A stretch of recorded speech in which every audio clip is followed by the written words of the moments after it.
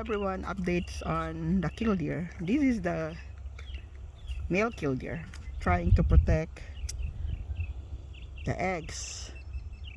Here are the eggs with the mother killdeer. Here you go. Where are you? Where are you? There you go. And I guess I'm too near.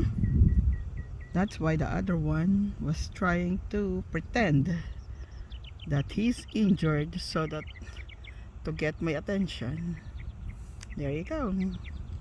There they are.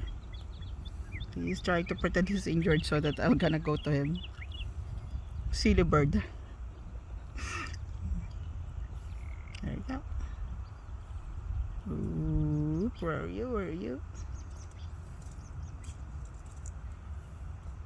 Hello, mother bird with your egg. Okay, bye-bye. Have a good day.